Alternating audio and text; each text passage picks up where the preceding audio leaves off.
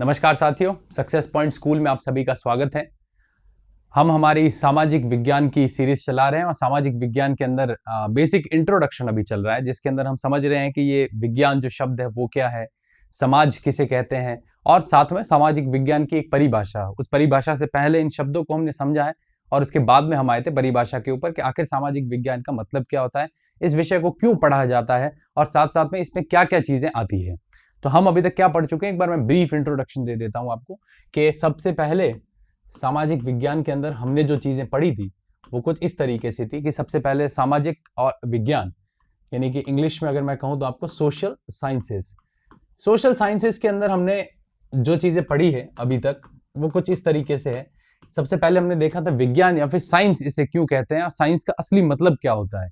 इसमें हमने कहा था कि किसी विषय का नाम साइंस नहीं है, हम ये नहीं कह सकते फिजिक्स केमिस्ट्री या बायो जो उसको साइंस बोलते हैं, बल्कि पूरी प्रक्रिया है विज्ञान और उसी विज्ञान की प्रक्रिया के तहत विषय तैयार किए जाते हैं। और उसी में फिर 3 फील्ड होती है, मैंने बताया था आपको, प्राकृतिक विज्ञान होती है, औपचारिक विज्ञान होती है और सामाजिक विज्ञान होती है। तो पहले तो हमने विज्ञान को समझा था और जैसे विज्ञान को समझ के हम रहे थे फिर हम आए थे समाज को समझने के ऊपर कि समाज का अर्थ क्या होता है। तो हमने देखा था पिछले लेक्चर के अंदर कि समाज का जो बेसिक अर्थ है उसका मतलब है कि 2 या 2 से अधिक प्राणियों का जो समूह होता है जो एक साथ रहते हैं, एक साथ आपके उनके कुछ एक समान उद्देश्य है और साथ साथ में प्राकृतिक संसाधनों को भी आपस में बांटते हैं, तो हम उसे एक समाज कहते हैं। और ऐसा ही जब मानव के ऊपर लागू होता है उन प्राणियों में तो उसे मानव समाज कहते हैं। और मानव समाज पशु पक्षी के समाज से अलग है, भिन्न है, क्योंकि उसकी अपनी एक संस्कृति है जो समय के साथ में बदलती रहती है। ये सब बातें हमने उसमें पढ़ी थी और हमने देखा था कि सामाजिक विज्ञान किस तरीके से पूर्व जो होता है उसको वर्तमान से और वर्तमान को भविष्य के साथ में जोड़ता है और मनुष्य जाति जो है उसे सही पथ पर अग्रसर करता है। अब हम जो तीसरे लेक्चर के अंदर समझने वाले हैं वो जो 4 विषय मैंने आपको बताए थे, जिसमें आपके एक इतिहास आ जाता है, दूसरा राजनीतिक विज्ञान आ जाता है, फिर आपके भूगोल आ जाता है और साथ में आपके अर्थशास्त्र या इकोनॉमिक्स आ जाता है। इसमें से भूगोल वाला जो पार्ट है वो तो आपको तनसिंह सर करवाएंगे और जो बाकी बचा हुआ पार्ट है जिसमें आपके इतिहास आ जाता है, राजनीतिक विज्ञान है और अर्थशास्त्र है, इसके बेसिक इंट्रोडक्शन मैं दूंगा आपको। हम इन विषय को पढ़ने से पहले इनका एक बेसिक इंट्रोडक्शन करेंगे, जैसे कि कौन से तो सामाजिक विज्ञान तो हम समझ चुके हैं और इसमें बहुत सारी स्ट्रीम्स है मैंने कहा था, लेकिन जो मेन 4 विषय है इसमें इतिहास आ जाएगा और दूसरा आपके राजनीतिक विज्ञान इसके अंदर आ जाता है, पॉलिटिकल साइंस जिसे बोलते हैं। तीसरा जो इसके अंदर आ जाएगा हमारा वो अर्थशास्त्र और भूगोल भी है, जो भूगोल जो है वो आपको तनसिंह सर ने समझा दी है और उनका अलग से चल रहा है पूरा मामला। मैं इन 3 विषय जो है इनके बेसिक इंट्रोडक्शन पहले दूंगा। बेसिक इंट्रोडक्शन से मेरा मतलब है कि इतिहास शब्द का मतलब क्या होता है, इतिहास किस तरीके से लिखा जाता है, क्या इतिहास की इंपॉर्टेंस होती है, ये बेसिक बातें कुछ हम पहले पढ़ेंगे और फिर कितने भाग होते हैं इतिहास के, एक नॉर्मल से भाग के ऊपर हम आएंगे और जैसे वो भाग हो जाएंगे तो आपको कुछ चीजें क्लियर हो जाएंगी कि हाँ ये विषय इस तरीके से है, इस विषय का असल में अर्थ ये होता है और इतने इसके भाग होते हैं, ताकि क्या हो कि बात क्लियर हो जाए और उसके बाद में हम जब विषय पढ़ना शुरू करें तो वो विषय ज्यादा इंटरेस्टिंग लगता है, क्योंकि उससे पहले के कुछ टूल्स होते हैं। हर सब्जेक्ट को पढ़ने से पहले उसके कुछ बेसिक टूल्स होते हैं, अगर वो बात समझ में आ जाती है हमें तो विषय पढ़ना ईजी हो जाता है, हमारे लिए आसान हो जाता है।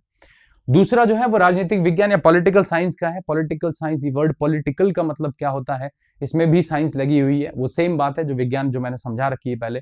और फिर उसमें क्या क्या चीजें पढ़ते हैं हम और कौन कौन सी चीजें हम 9वीं में, 10वीं में, 11वीं, 12वीं में पढ़ने वाले हैं, उसका भी एक जनरल इंट्रोडक्शन मैं आपको दूंगा। तीसरा विषय अर्थशास्त्र या इकोनॉमिक्स आ जाता है। अर्थशास्त्र का मतलब क्या होता है, अर्थव्यवस्था का मतलब क्या होता है, फिर इकोनॉमी या फिर आपके इकोनॉमिक्स, ये वही बात होगी, अर्थशास्त्र या अर्थव्यवस्था, इनमें क्या अंतर है। फिर अर्थशास्त्र के कितने भाग होते हैं, माइक्रो और मैक्रो, और इनमें भी हम कौन से भाग पढ़ते हैं, समष्टि या व्यष्टि कहते हैं इसको, उसमें भी कौन से भाग को हम पढ़ते हैं और क्या क्या उन भाग के अंदर दिया हो, किसकी क्या इंपॉर्टेंस है। जब ये बेसिक इंट्रोडक्शन 2-2, 3-3 पेज के बेसिक इंट्रोडक्शन है, ये समझ में आ जाते हैं तो फिर विषय पढ़ना हमारे लिए आसान है, कुछ मुकाबले में आसान है, क्योंकि उसकी बेसिक कुछ बातें ऐसी होती, निचोड़ होता है पूरे विषय का, वो समझ में पहले आना चाहिए और फिर विषय को पढ़ना चाहिए, ऐसा मेरा मानना है, क्योंकि तब विषय बेहतर तरीके से समझ में आते हैं। अब हम बात करते हैं एक एक करके कि इतिहास का अर्थ क्या होता है। पहले तो आज इतिहास के बारे में समझेंगे, क्योंकि हम विज्ञान क्या होती है, समाज क्या होता है, ये सब बातें हम समझ चुके हैं। और सामाजिक विज्ञान के अंदर की मैंने कहा था बहुत सारी स्ट्रीम्स है, जिसमें से हम ये 3 जो स्ट्रीम्स हैं इनके बारे में डिटेल में देने वाले हैं। जैसे इतिहास का इंट्रोडक्शन पूरा हो जाता है, जैसे ही आपके राजनीतिक विज्ञान और अर्थशास्त्र के इंट्रोडक्शन पूरे हो जाते हैं, उसके बाद में हम एक नया चैप्टर लेंगे जो 9th क्लास का भी होगा और 11th क्लास का भी चैप्टर होगा। तो उस चैप्टर को समझने से पहले इस सब्जेक्ट के बारे में बेसिक अंडरस्टैंडिंग होनी बड़ी जरूरी है। इसीलिए मैंने विज्ञान समझाया पहले, फिर समाज समझाया, और अब हम जो है विषय को समझेंगे एक एक करके। अब बात करते हैं सबसे पहले इतिहास की। देखिए, हिस्ट्री भी अपने आप में एक साइंस है, साइंस की ही स्ट्रीम है पूरी, और साइंस की 3 स्ट्रीम होती है जो मैंने जैसे आपको क्लियर किया था। अब हिस्ट्री क्या होती है, इतिहास का मतलब क्या होता है, उसको हम थोड़ा सा आज विस्तार से समझने का प्रयास करते हैं। अब बात करते हैं हम सबसे पहले आपके जिस शब्द की या जिस विषय की, उस विषय का नाम आ जाता है आपके इतिहास, या इंग्लिश में अगर मैं कहूं आपके इसको, तो हम बोलते हैं हिस्ट्री। क्या अर्थ होता है इस शब्द का, हिस्ट्री का, कहां से ये सब्जेक्ट आया, और साथ साथ में ये हमारे कहां कहां काम आता है सब्जेक्ट। काम आने से ज्यादा मैं ये मानता हूं कि इतिहास हमें थोड़ा वाइज बनाता है, थोड़ा चतुर बनाता है, क्योंकि जब आपको अब पूर्व में हुई चीजें सब पता होती है, तो भविष्य के बेहतर निर्णय हम ले सकते हैं उनसे सीख के। अब बात करते हैं कि शब्द इतिहास या हिस्टोरिका की उत्पत्ति कहां से। मैं अंग्रेजी के शब्द हिस्ट्री के बारे में ही बात कर रहा हूं, वो एक ही चीज है कि हिंदी में हम उसको इतिहास बोलते हैं। अब बात करते हैं हिस्ट्री। देखिए, जो हिस्ट्री शब्द है ये एक ग्रीक भाषा के शब्द से लिया गया है, ग्रीक लैंग्वेज से लिया गया है, जिसको बोलते हैं हिस्टोरिका। ये मैं बहुत बेसिक इंट्रोडक्शन बता रहा हूं, और सामाजिक विज्ञान के इंट्रोडक्शन के अंदर, बाकी जब 11th क्लास की क्लासेस चलेंगी, आर्ट्स वाली क्लासेस चलेंगी, उसमें बहुत एलेबोरेट करके इसको बहुत ज्यादा डिटेल में बताऊंगा मैं। अब हम बात करते हैं कि हिस्टोरिका शब्द, या ये जो ग्रीक भाषा का जो शब्द है, ग्रीक लेटर इसको कह सकते हैं आप। अब ग्रीक क्या है, ये बात भी अपने आप में समझने लायक, और ग्रीक से ही क्यों लिया गया, ये भी चीज है। जैसे भारत के अंदर प्राचीन भाषा संस्कृत है, वैसे ही आपके यूरोप जो कॉन्टिनेंट है, यूरोप की जो पुरानी लैंग्वेजेस है, वो आपके लैटिन और आपके ग्रीक भाषाएं। ग्रीक भाषा जो है, ग्रीस एक देश है, बाल्कन कंट्रीज है। यूरोप का अगर मैप देखोगे, उसमें आपके साउथ ईस्ट में आई हुई जो कुछ देश है, बाल्कन कंट्रीज जिनको बोलते हैं आपके, जिसमें आपके हंगरी, बोट, आपके ये सारे देश, बल्गेरिया, और साथ साथ में ग्रीस, मैसेडोनिया, ये सब देश आ जाते हैं उसमें। उसी में से ग्रीस है। ग्रीस एक बहुत पुरानी सभ्यता है, और इसको क्रेडल ऑफ द सिविलाइजेशन बोलते हैं, मतलब सबसे पहली सभ्यताओं में से एक है यूरोप की, जिसने आपके पढ़ना लिखना और विषय बनाने तक शुरू कर दिए थे। इतनी विशाल ये आपके सभ्यता थी। और इसी के साथ साथ में एक और भाषा होती है, बार बार हम नाम लेते हैं, जिसका लैटिन भाषा के, लैटिन से ये शब्द ट्रेस किया गया। लैटिन भाषा जो रोम में ज्यादा यूज होती थी, रोम जो आपके इटली का पार्ट है उसमें। तो ग्रीक और लैटिन दोनों बहुत प्राचीन भाषाएं हैं आपके यूरोप की, और वर्तमान समय में लैटिन तो बिल्कुल भी यूज नहीं होती है, लेकिन उससे शब्द जरूर डिराइव किए जाते हैं, बोलने में इस्तेमाल नहीं होती कहीं पे भी। हाँ, लिखने में शब्द वगैरह डिराइव करने में, या फिर आपके जो बायोलॉजी वगैरह पढ़ते हो आप उसमें या बहुत सारे मेटल के नाम हम पढ़ते हैं, तो लगभग सारे मेटल वगैरह ये सब चीजें ट्रेस हम लैटिन से ही करते हैं। तो ग्रीक और लैटिन यूरोप की सबसे पुरानी भाषा है, और क्योंकि ये इस प्रकार का जो विषय है, ये अपने आप में उस समय वहां लिखा गया था, तो हम इसकी इतिहास भी उसी यूरोप कॉन्टिनेंट से ही ट्रेस करते हैं। अब हम बात करते हैं कि ये ग्रीक शब्द हिस्टोरिका से जो लिया गया, इस शब्द का अर्थ क्या होता है हिंदी के अंदर। पहले हिंदी में अर्थ समझाऊंगा, और साथ साथ में मैं आपको इसका अंग्रेजी में भी अर्थ समझाऊंगा। हिस्टोरिका का अर्थ होता है कि जो हमारा अतीत है, अतीत का मतलब होता है बीता हुआ जो कल होता है, जो समय बीत चुका है, अतीत की खोज करना। इसका शब्द समझना कि अतीत की खोज करके हासिल किया हुआ ज्ञान, अतीत की खोज करके हासिल किया हुआ ज्ञान। अब देखिए, यहां पे आ जाती है बात ज्ञान की, नॉलेज की। तो देखिए, मैंने कहा था विज्ञान का मतलब वही ज्ञान वाला मामला। अतीत की खोज करना, खोज करने का मतलब इन्वेस्टिगेशन करना, इंक्वायरी करना, और चीजों के बारे में पता लगाना अतीत में। देखिए, अतीत बहुत लंबा चौड़ा होता है, और अतीत जो बीत चुका है उसमें से चीजों को निकाल के इतिहास में जब लिखी जाती है, तब उसके लिए कई सारी चीजों की और जरूरत पड़ती है।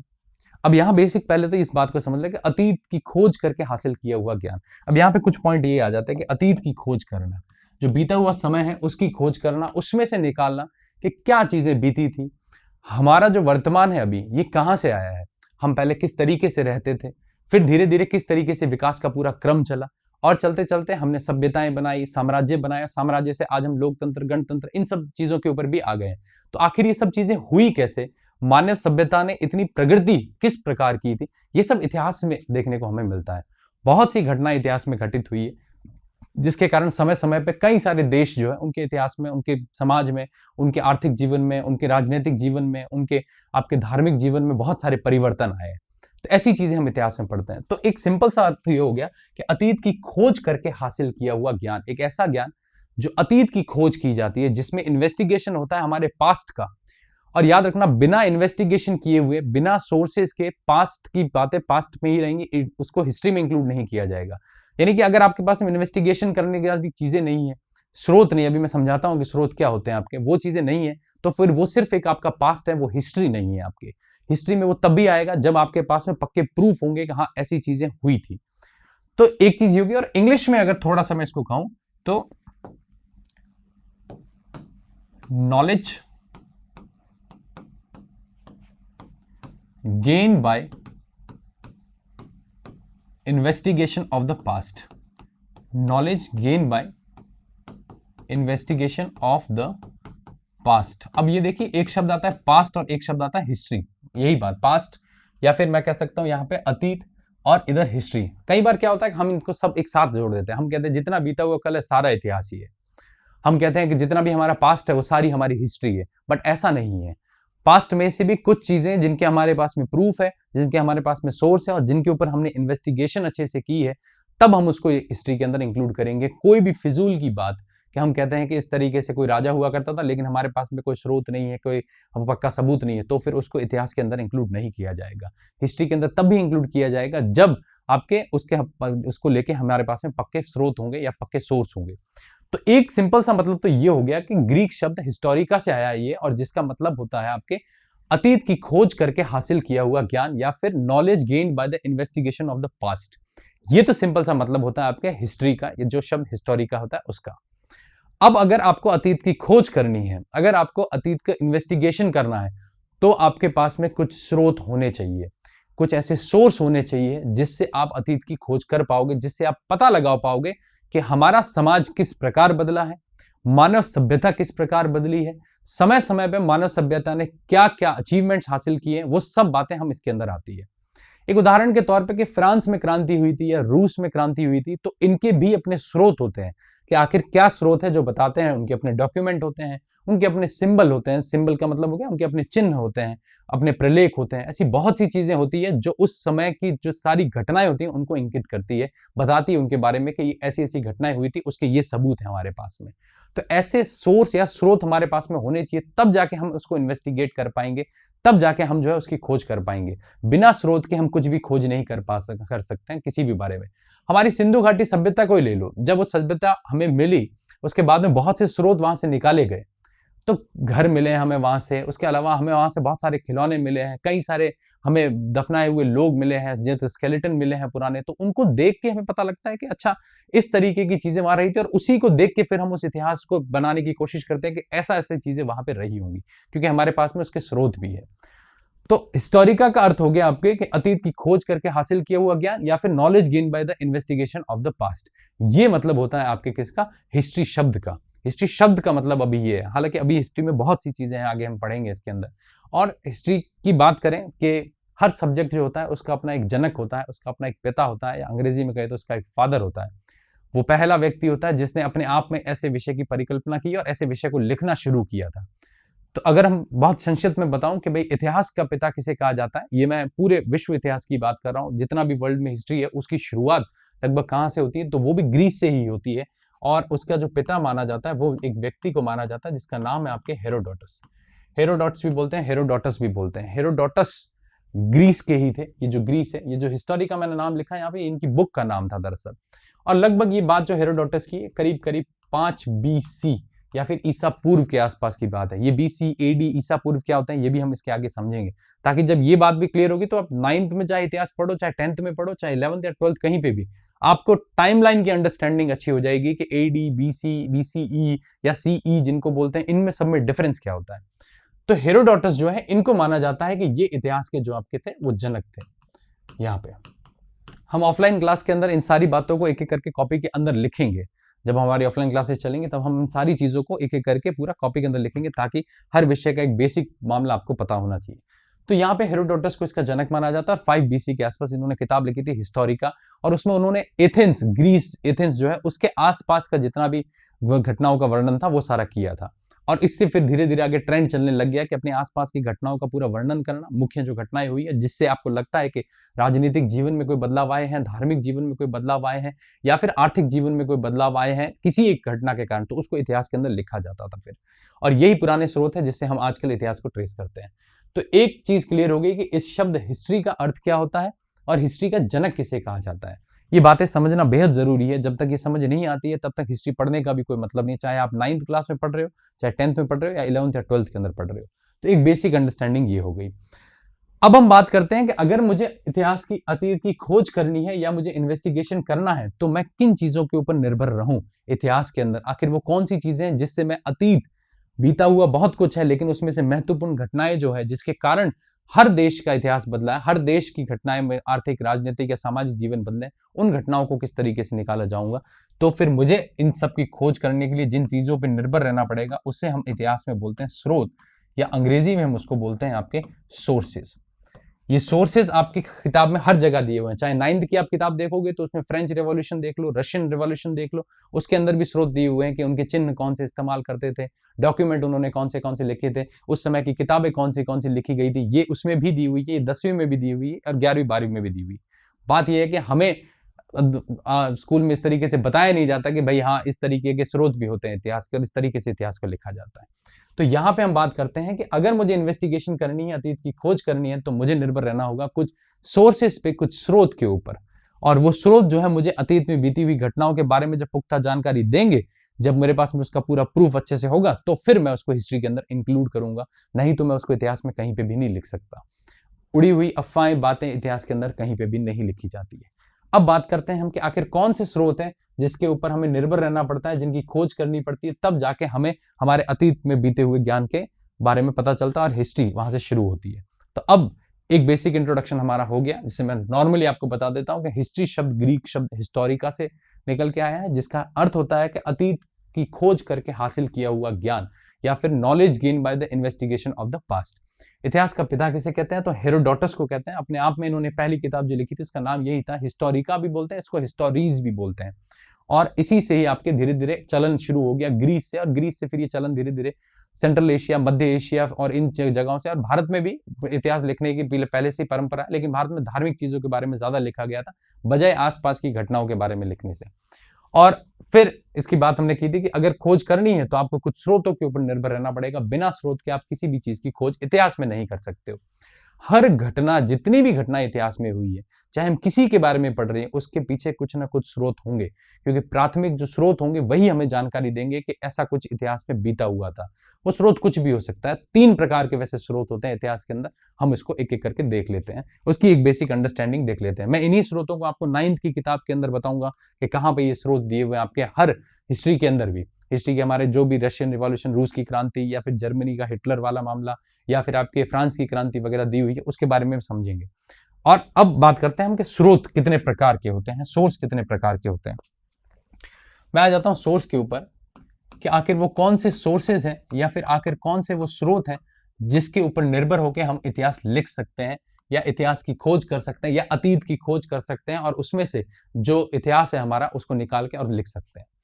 तो देखिए 3 प्रकार के स्रोत होते हैं। पहले तो सबसे पहले जो स्रोत होते हैं उनको हम बोलते हैं आपके पुरातात्विक स्रोत। पुरातात्विक स्रोत का मतलब क्या हो गया, अर्थ क्या हो गया? इसको अंग्रेजी में बोलते हैं आपके आर्कियोलॉजिकल सोर्सेस।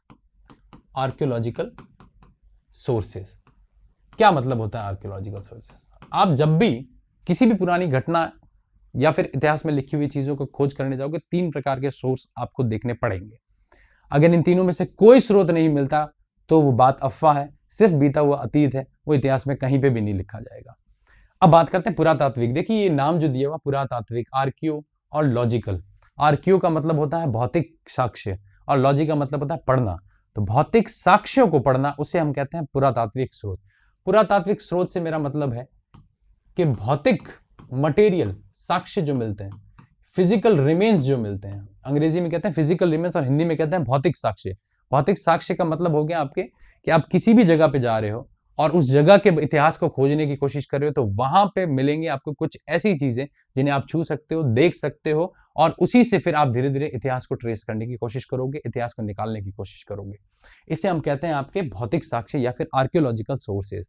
आर्कियो का मतलब होता है फिजिकल रिमेन्स और लॉजी का मतलब होता है स्टडी, यानी फिजिकल रिमेन्स की स्टडी करना, भौतिक साक्ष्यों को पढ़ना, उसे हम पुरातात्विक स्रोत कहते हैं। एक उदाहरण के तौर पर कि कौन सी चीजें पुरातात्विक स्रोत में आ जाती है, तो भौतिक साक्ष्य में बात कर रहा हूं, जैसे देख सकते हैं, जैसे कि आपकी बात करें किले, फोर्ट जो होते हैं, फोर्ट भौतिक साक्ष्य है। कभी भी अगर आप किसी भी किले को देखोगे तो वो किस तरीके से बनाया गया है, उसकी संरचना कैसी है, कितनी हाइट के ऊपर है, कितने एरिया में उस फोर्ट आया हुआ, उस फोर्ट की गलियां, उसके अंदर बनी हुई बाजार, दुकानें, घर, राजा का महल, ये सब किस प्रकार से बनाया गया, ये उस समय की पूरी आर्किटेक्चर को या फिर आपके उस समय का पूरा जो प्लानिंग होता था उसको तो बताएगा, लेकिन साथ साथ में उस समय के लोगों का जीवन किस प्रकार का हुआ करता था उसके बारे में भी इंगित करेगा। कोई भी अगर किला अगर जाओ, यहाँ जोधपुर में अगर आप मेहरानगढ़ जाओ, मेहरानगढ़ या उसको मिहरानगढ़ भी बोलते हैं, मिहरान का मतलब होता है सूर्य, और क्योंकि वहां के जो राजपूत डायनेस्टी के लोग हैं वो अपने आप को सूर्य का पुत्र मानते हैं, तो इसी नाम पे मिहरानगढ़ दिया था और फिर ये मेहरानगढ़ हो गया। मेहरानगढ़ जाओ आप, या फिर कोई और फोर्ट, आमेर के फोर्ट चले जाओ आप, उन किलों को जब देखोगे तो उस समय जब वो किले बनाए गए तो उस समय के आर्थिक जीवन, राजनीतिक जीवन और साथ साथ में आपके जो मिलिट्री की लड़ाइयां वगैरह सब होती थी, उन सब के बारे में भी इंगित करता है कि कहाँ किस तरीके से खतरा उन लोगों को हो सकता था। चाहे चित्तौड़ का किला हो या फिर हिंदुस्तान के जहां पे भी, लाल किला ले लो, कहीं पे भी, ये सारे के सारे किले हमें उन चीजों के बारे में बताते हैं। और इन किलों को देख के, इनमें मिली हुई जो चीजें होती है, इनमें जो लगी हुई चीजें होती है और जिस प्रकार इनका पूरा नक्शा बना हुआ था, उसे देख के हमें उस समय की बहुत सी चीजों के बारे में जानकारियां प्राप्त होती है। तो ये किला होना बड़ा जरूरी है। और क्या चीजें होती है किले के साथ, तो देखिए भौतिक साक्ष्य में और भी बहुत चीजें आ जाती है, जैसे कि उदाहरण के तौर पर आपने एक नाम सुना होगा, शिलालेख। शिलालेख या फिर इंग्लिश में इसको कहते हैं इंस्क्रिप्शन। शिलालेख का मतलब क्या होता है, शिला यानी पत्थर, किसी पत्थर के ऊपर या फिर किसी दीवारों के ऊपर, या फिर आपके कहीं पे देखोगे तो आप, जैसे पत्थर हो गया कोई, उसके ऊपर, या फिर कोई दीवार, वॉल ले ली, उसके ऊपर, कई सारी पुरानी गुफाएं होती हैं उनके ऊपर, या फिर आपके कोई भी धातु हो गया, मेटल, जैसे कॉपर का मेटल बहुत ज्यादा यूज है, इन सब के ऊपर कुछ ना कुछ लेख लिखना, कुछ लेख को उत्कीर्णित करना या फिर इनग्रेव करना अंग्रेजी में कहते हैं, उसे हम कहते हैं आपके कि ये शिलालेख है।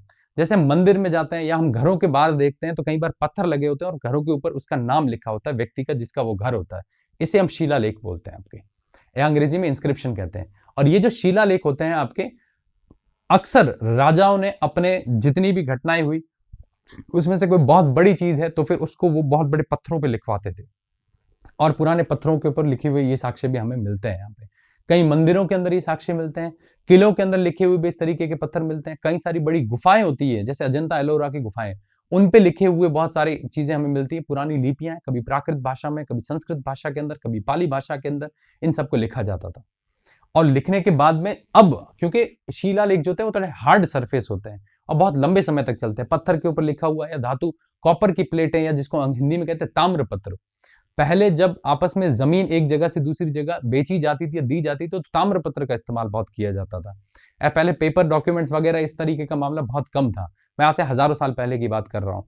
तब क्या होता था, ताम्रपत्र इस्तेमाल करते थे, एक ताम्रपत्र लिया जाता था, उसके ऊपर लिखा जाता था कि इसकी जमीन है और इसको दी जाती है। वैसे ताम्रपत्र हमें मिले हैं अभी इतिहास की, जब हमने अलग अलग जगह से खुदाई की तो इस तरीके की चीजें हमें मिली है।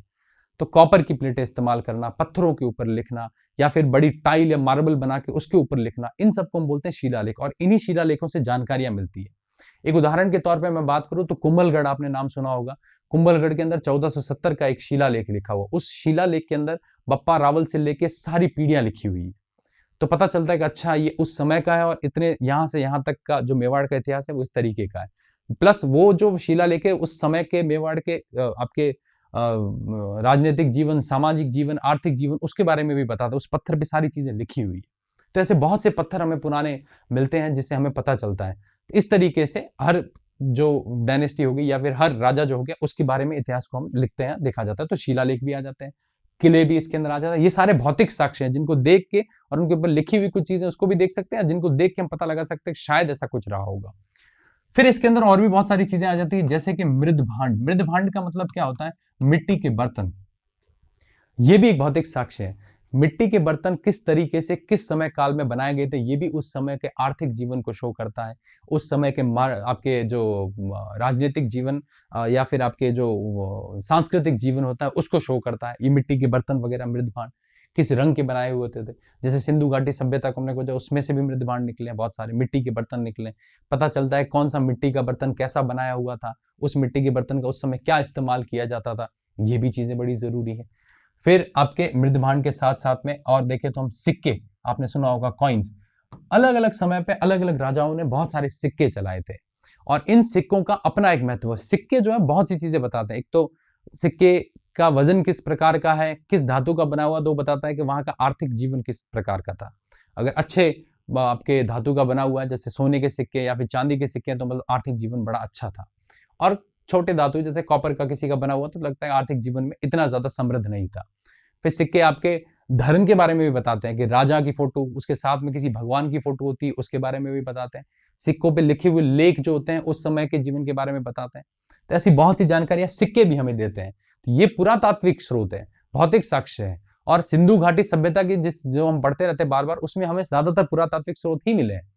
कोई पशुपति की मूर्तियां मिली है, कहीं पे हमें कंकाल मिले हैं, अस्थियां जिसे कहते हैं, वो भी आपकी इसी में आती है। इन अस्थियां या कंकालों को देख के पता लगाया जाता है कि इतिहास, ये मैं एक बेसिक इंट्रोडक्शन दे रहा हूँ कि इस तरीके की चीजें होती है इतिहास में। अस्थियां, अभी राखीगढ़ी हरियाणा के अंदर हमें कुछ ऐसी अस्थियां या ऐसे कंकाल मिले हैं जिसमें आपके वो जो सिंधु घाटी सभ्यता के समय के जो मानव है उनके मिले हैं, जिन्हें उनको दफनाया गया और उनको देख के पता लगाता है कि उस समय का जीवन किस प्रकार का रहा होता। खाने पीने की चीजें तक उस कंकाल को देख के पता लगा लेते हैं कि क्या था, किस तरीके से उनको दफनाया गया, दफनाने में उनके साथ में क्या क्या चीजें डाली गई, उससे भी पता लगाते हैं कि उस समय क्या सोच होती थी लोगों की, कि समाज में कोई विभाजन था या नहीं था, ये भी पता चलता है इन स्रोतों से। इन स्रोतों के बिना पता नहीं लगा सकते कि उस समय क्या था क्या नहीं था। एक तो ये आ जाते हैं भौतिक साक्ष्य जैसे बोलते हैं, या जिसे हम बोलते हैं आपके कैसे पुरातात्विक स्रोत या फिर आर्कियोलॉजिकल स्रोत। और भी बहुत सारे, ये मैं एक उदाहरण के तौर पर बता रहा हूँ। फ्रांस की क्रांति जब हम 9वीं क्लास के अंदर पहला चैप्टर पढ़ेंगे तो उसमें भी कुछ भौतिक साक्ष्य आपके आ जाएंगे। वो एक आपके जैसे सेंगोल किस तरीके से इस्तेमाल करता है, हमें अभी हमारे पार्लियामेंट में इस्तेमाल किया, वैसा एक स्केप्टर करके होता था उस समय, फ्रांस का जो झंडा होता था, ये सारे भौतिक साक्ष्य, उस झंडे का क्या मतलब होता है फ्रांस के, ये सारी बातें भी इसमें आएंगी और उसमें हम देखेंगे कि अच्छा ये साक्ष्य हमारे पास में है। तो ऐसे करके आपके ये भौतिक साक्ष्य हर क्रांति के पीछे कहो, हर घटना के पीछे कहो, ये ऐसे भौतिक साक्ष्य हमें मिलते हैं और इनसे हम ट्रेस करते हैं कि ऐसी चीज उस समय रही होगी। दूसरी चीज जो हमारे पुरातात्विक स्रोत के बाद आ जाती है उसे हम बोलते हैं आपके साहित्यिक स्रोत। साहित्यिक स्रोत बहुत इंपॉर्टेंट स्रोत है, साहित्यिक स्रोत, या फिर इसे हम कहते हैं आपके लिटरेरी सोर्स। इंग्लिश में कहते हैं हम कैसे सोर्स, लिटरेरी सोर्स। साहित्यिक स्रोत का क्या अर्थ होता है? साहित्यिक स्रोत, देख 3 प्रकार के स्रोत ही होते हैं, ज्यादा इसमें डिटेल में कुछ नहीं, 3 स्रोत होते हैं। अगर इन तीनों में से कोई स्रोत नहीं है तो वो अतीत है, बीता हुआ, जिसकी सिर्फ बात हम सुन रहे हैं, बस इतिहास में वो कहीं पे भी नहीं होगा। दूसरा होता है साहित्यिक स्रोत। साहित्यिक स्रोत का मतलब क्या हो गया? जो लिखित स्रोत होते हैं, लिखित किताबें हो गई, इसके अंदर पांडुलिपियां हो गई, मैन्युस्क्रिप्ट जिसको अंग्रेजी में कहते हैं, मैन्यू का मतलब हाथ होता है, स्क्रिप्ट का मतलब लिपि होता है, लिखी हुई किताबें हो गई, पांडुलिपियां हो गई, ये सब चीजें होती है जो से हम साहित्यिक स्रोत बोलते हैं। कि आपको अगर भौतिक साक्ष्य भी बहुत सारे मिल जाए और साथ साथ में किताबें भी मिल जाए पुरानी, तो फिर हम उसको और अच्छे से पता लगा पाते हैं कि आखिर उस समय का जीवन किस प्रकार का रहा होगा।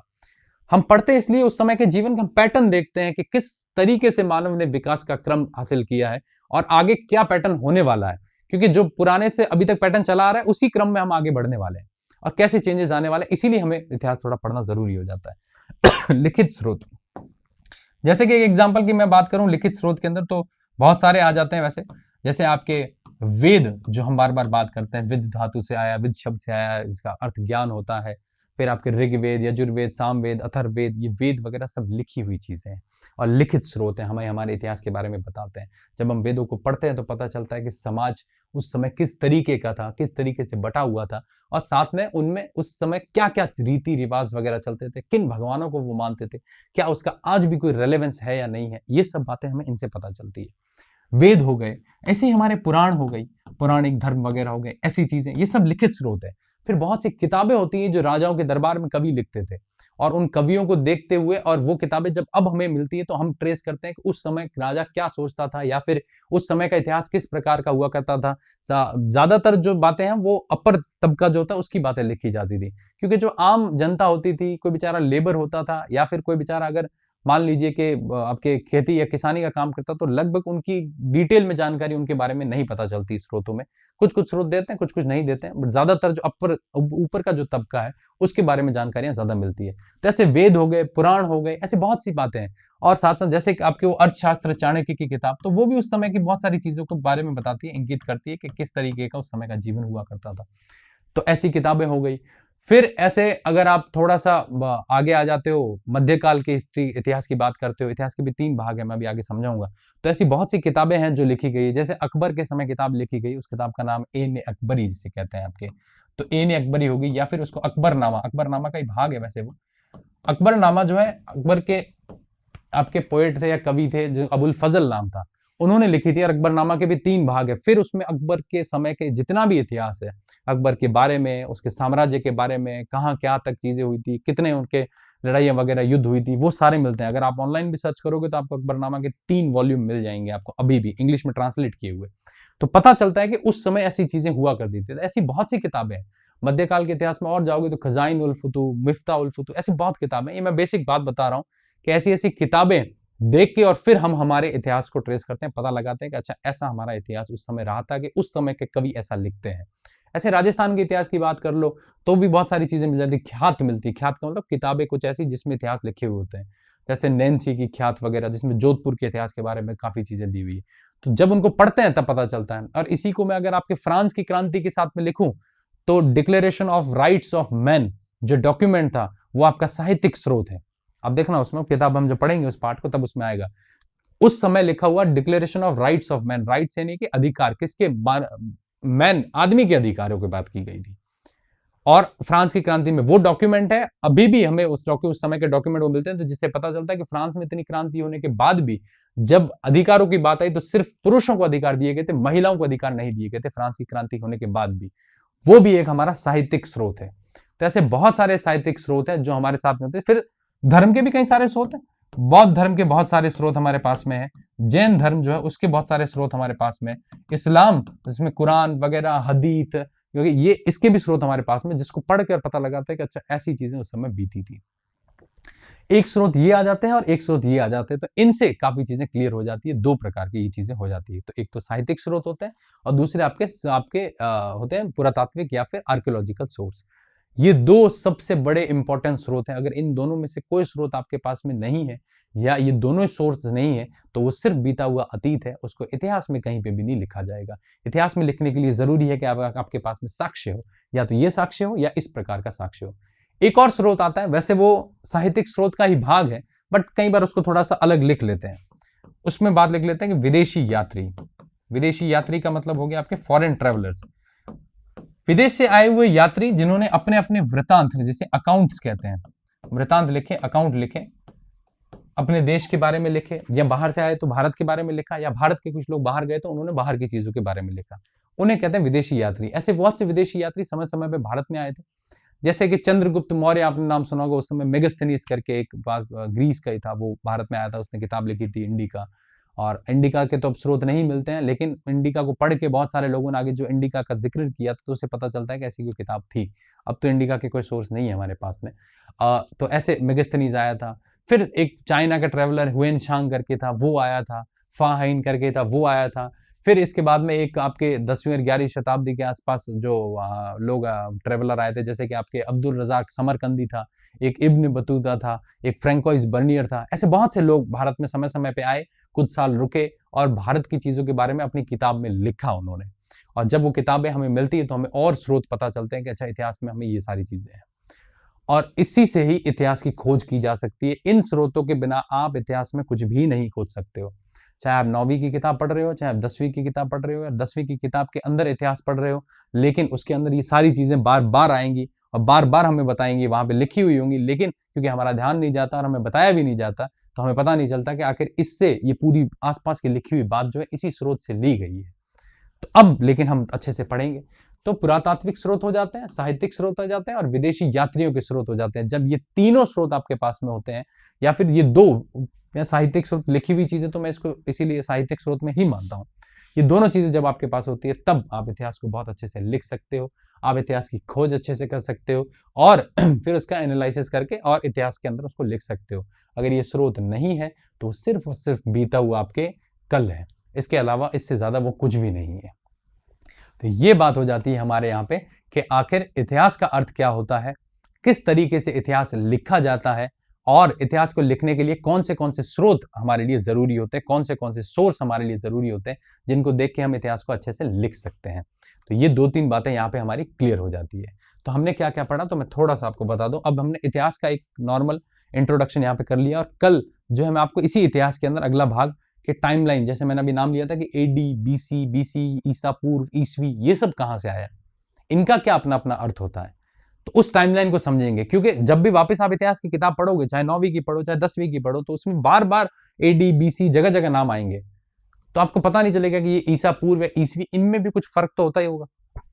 हम उस फर्क को भी पढ़ेंगे। ये बेसिक चीजें हैं जो इतिहास पढ़ने से पहले हमें आनी चाहिए और जब हमें ये आएंगी तब उसको अच्छे से पढ़ सकते हैं। तो अब कुछ बातें मैं आपको वापस थोड़ी सी रिकैप करके बता देता हूँ कि आखिर क्या चीजें हैं इसके अंदर। कि हमने पहले देखा सामाजिक विज्ञान का इंट्रोडक्शन हमने कर लिया है पूरा, और उसमें हम इतिहास के ऊपर चल रहे थे और इतिहास के अंदर हमने जो पॉइंट देखा था उसमें आपके था कि इतिहास शब्द कहाँ से आया था, इसका अर्थ क्या होता है आपके, इसके जनक किसको कहा जाता है और इतिहास के अंदर कौन से स्रोत या सोर्सेज जो है वो काम करते हैं। फिर आते हैं हम अगले पॉइंट के ऊपर, स्रोत में। तो 3 टाइप के स्रोत होते हैं आपके, पुरातात्विक स्रोत होते हैं, साहित्यिक स्रोत होते हैं और आपके विदेशी यात्री के। जब ये स्रोत हमें पता चल जाते हैं पूरे, तब फिर हम उन चीजों को इतिहास के अंदर लिखते हैं। बिना इन स्रोत के हम इतिहास की कोई अतीत की खोज नहीं कर सकते हैं। तो इसे कहते हैं आपके इतिहास, और इतिहास से जुड़े हुए जो स्रोत होते हैं वो। अब कल वाली क्लास के अंदर हम जो है वो तीसरे भाग के अंदर समझेंगे इतिहास की टाइमलाइन कि एडी, बीसी वगैरह ये सब कहां से आया, और फिर इतिहास के 2 भाग, एक विश्व इतिहास और एक भारतीय इतिहास होता है। और आपके 9th के अंदर ज्यादातर पार्ट जो है वो आपके विश्व इतिहास का, वर्ल्ड हिस्ट्री का दिया हुआ है, और फिर 10th के अंदर भी काफी चीजें वर्ल्ड हिस्ट्री की दी हुई है और 1-2 चैप्टर जो वो इंडियन हिस्ट्री के भी है। तो ऐसे करके हम थोड़ा सा बताएंगे कि आपके कितने भाग है और 9th, 10th, 11th, 12th में कौन सा भाग कब आएगा, ये भी मैं आपको कल वाले लेक्चर के अंदर बताऊंगा। और जैसे इतिहास का इंट्रोडक्शन पूरा होता है फिर हम आते हैं आपके नेक्स्ट पॉइंट के ऊपर, जिसके अंदर हम राजनीतिक विज्ञान का इंट्रोडक्शन करेंगे, या फिर हम इतिहास का एक पार्ट पहले पूरा कर लेंगे और उसके बाद में राजनीतिक विज्ञान का इंट्रोडक्शन करेंगे जब हम राजनीतिक विज्ञान शुरू करेंगे। वो जो भी लेक्चर सीरीज में होगा मैं आगे आपको बताता रहूंगा। तो यहाँ पे हमारा मामला पूरा हो जाता है कि इतिहास का अर्थ क्या होता है और किस प्रकार इतिहास के स्रोत होते हैं और कैसे उन स्रोतों को लिखा जाता है, और उसमें भी मैंने आपको 9वीं क्लास के एक पार्ट को रिलेट करके बताया है। आगे हम जब 9वीं क्लास के और सारे पार्ट पढ़ेंगे तब तो ये चीजें और ज्यादा क्लियर होंगी कि अच्छा ये भी एक स्रोत है, ये भी एक स्रोत है, इसी से ये आसपास की किताब में लिखी हुई चीजें लाई गई है। तो मिलते हैं अगले लेक्चर के अंदर हम लोग, और तब तक के लिए बहुत बहुत धन्यवाद।